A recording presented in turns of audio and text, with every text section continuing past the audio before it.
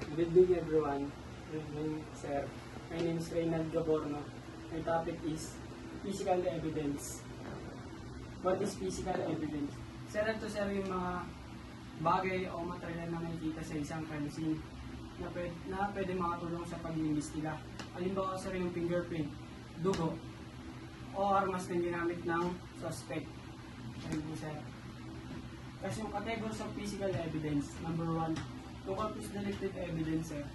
Ito po sir yung yung katibayan na nagpapatunay sa pagkakaroon ng isang krimen o paglabag sa batas. Halimbawa sir yung physical evidence sir, yung physical evidence sir. Yung armas o ginamit ng suspect para patayin yung biktima. Tapos yung associated of physical evidence, ayun po sir yung mga naiwang bakas ng suspect. Halimbawa sir yung kutsilyong ginamit ng suspect para patayin yung biktima. Ipapasuri po yun o ipapatest para malaman po kung kanino po yung pagkakaroon ng tracing evidence sir. Ito po yung paghanap ng mga ebidensya. Kaya nga po yung tulad yung sinabi ko kanina, yung kutsilyong ginamit ng suspect, ipapatrace po, ipapasuri o ipapatest para malaman po yung pagkakalanlan o kung sino yung may-ari ng fingerprint na yan. Yung record of physical evidence sir. Ito po yung number 1, ito po yung yung mga ebidensya na nakalap sa mismong crime scene na record. Halimbawa sir yung police notebook. Doon niyo po ilalagay yung mga possible na pwede maging ebidensya at doon niyo din po ilalagay yung mga testimony ng mga witness.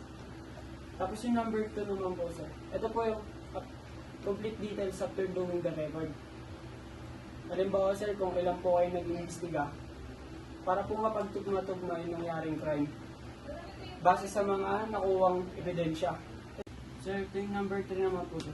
Ito po yung yung pagkakalap pa ng other evidence prior to the crime. Example po sir, yung kapag may bagong witness or evidence na makakatulong sa pag-iimbestiga.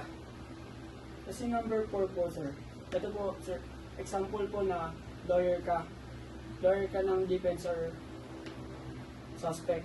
That means they have the right to question about the crime concerning their client. Yung number 5 naman po sir, ito naman po yung yung pag-interrogate sa suspect. Yung pagtatanong po ng kung saan ka nangyari yung krimen, nasaan ka nangyari yung krimen, sino ang kasama mo, mapapatunayan mo bang nasaan ka nung nangyari yung krimen na yun. Kasi number 6 naman po sir, ito naman po yung yung sa courtroom na yung witness, sasabihin niya yung testimony niya base sa nangyaring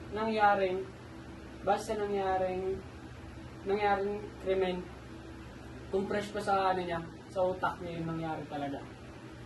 Tapos yung evaluation of physical evidence, ito naman po sir, number 1 po. Ito po yung yung dapat sir, yung evidence daw sir is align to the policy and SOP para po i-proseso yung pagka-proseso po ng mga ebidensya. Kasi number 2 naman po sir, ito naman po yung yung dapat alam mo yung nangyari bago yung krimen, pagkatapos habang yung nangyari yung krimen, tapos pagkatapos ng krimen, para malaman mo yung pagkasunod-sunod kung ano ba talaga nangyari. Tapos yung po, yung number 3 naman po sir, ito po yung yung modus operandi. Tinutukoy po yung pamamaraan ng estilo ng kriminal sa pagpatay. Halimbawa sir yung paulit-ulit nilang pagpatay nila or yung gimmick nila kung paano nila gawin yun. Tapos number 4 po, ito po yung ano, yung dapat mapatunayang may nangyaring krimen at dapat may matibay kang ebidensya para mapakulong yung tuluyan nito. Kasi number 5 naman po sir. Ito naman po yung techniques ng mga scientific laboratory. Halimbawa sir, yung fingerprint analysis. Ipapasuri po nila yung mga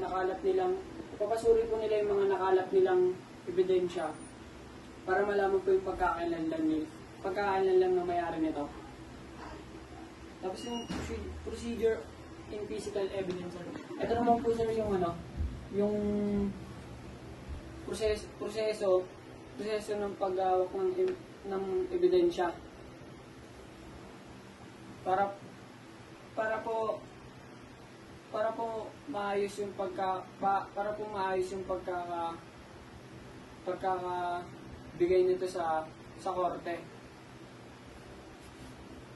Tapos yung custody of physical evidence sir. Ito naman po sir yung proseso ng paglalawak at pagpapanatili ng mga physical evidence sir. Mula sa pagkuha at paglilitis. Ayun lang po sir, thank you po. Ako po pala ulit si Reynald Gaborno. Ang topic ko po ay physical evidence.